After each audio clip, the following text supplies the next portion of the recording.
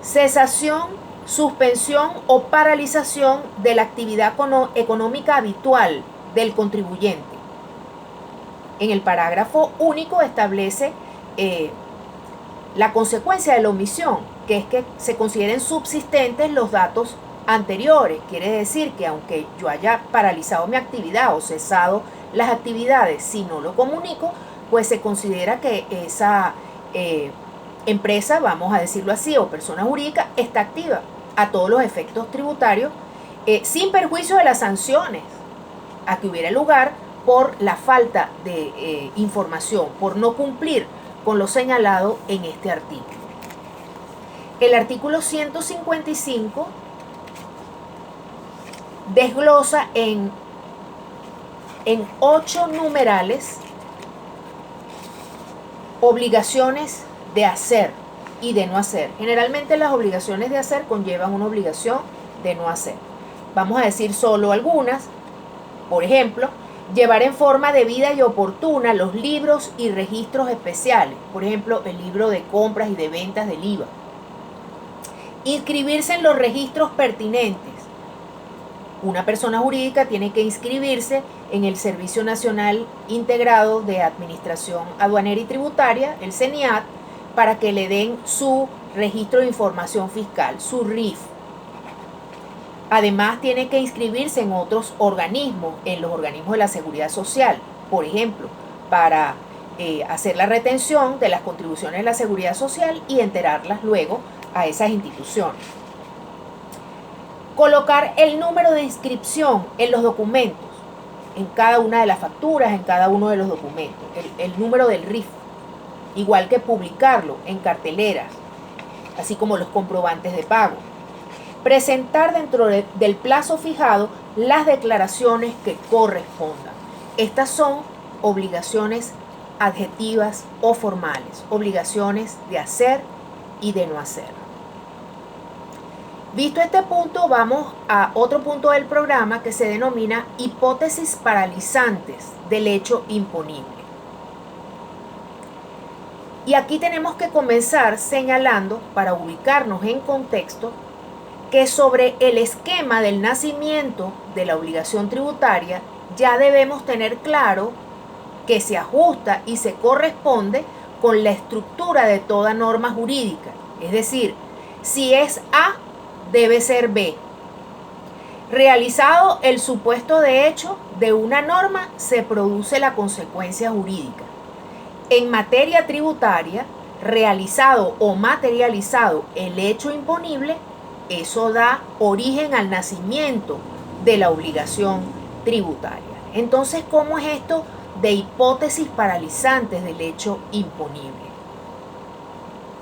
Nos estamos refiriendo a aquellas situaciones que crean las llamadas exenciones y exoneraciones definidas en el artículo 73 del Código Orgánico Tributario. El artículo 73 establece: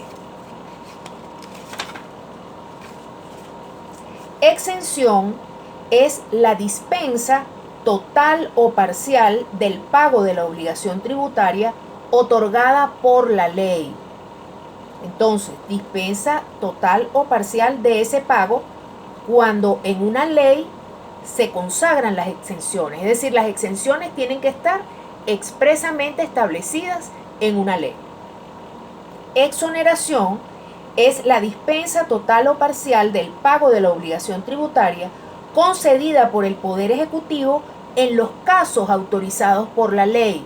Igualmente se dispensa el pago de la obligación tributaria, pero en este caso es concedida por el Poder Ejecutivo mediante decreto, en los casos autorizados por la ley. En prácticamente todas las leyes especiales se autoriza al Poder Ejecutivo a decretar exoneraciones respecto a los distintos tributos, a los distintos impuestos. Entonces, las exenciones y exoneraciones legalmente previstas van a impedir la consecuencia jurídica que se produce con la realización o materialización efectiva del hecho imponible. Lo que quiere decir que el hecho imponible se realiza, pero en virtud de la exención o exoneración no nace la obligación tributaria. Eso es lo que se llaman hipótesis paralizantes. El hecho imponible, repito, se materializa, se realiza, se produce, pero en virtud de estas hipótesis paralizantes, que son las exenciones y las exoneraciones, no nace la consecuencia jurídica, no se origina la obligación tributaria, la obligación de pagar. Nos quedan dos últimos puntos que van a ser objeto de investigación por parte de ustedes. Ustedes deben investigarlos y registrar su investigación. Yo les voy a dar el marco de esa investigación. Los puntos son: 1, en cuanto al aspecto temporal del hecho imponible, es decir, ¿cuándo se debe considerar ocurrido el hecho imponible? Y sobre la posibilidad de que se establezca este hecho imponible sujeto a condición. Puede ser suspensiva o resolutoria. La regulación de este punto se encuentra en los artículos 37 y 38 del Código Orgánico Tributario. Investíguenlo y registren la investigación. El último punto, también para investigación, es el relativo a los medios de extinción de la obligación tributaria, que son todos los medios de extinción que ya ustedes estudiaron en Derecho Civil 3 de las obligaciones, agregándole un medio propio del derecho tributario, que es el de la declaratoria de incobrabilidad de la deuda. Estos medios de extinción están regulados del artículo 39 al 54 del Código Orgánico Tributario. Vamos a leer solo el 39, que establece: la obligación tributaria se extingue por los siguientes medios comunes: el pago, la compensación, la confusión, la remisión de la deuda, por supuesto, y la declaratoria de incobrabilidad. Parágrafo primero. La obligación tributaria se extingue igualmente por prescripción en los términos previstos en el capítulo 6 de este título.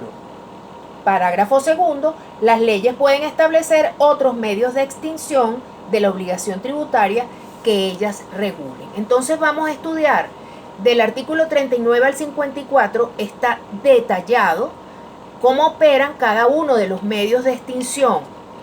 Aparte, hay que estudiar la prescripción, que está regulada del artículo 55 al 64 del Código Orgánico Tributario. Y a eso le agregamos el estudio de la transacción, regulada del artículo 313 al 319 del Código Orgánico Tributario, que en esta materia solo es posible la transacción judicial. Es decir, solo es posible la transacción por vía jurisdiccional.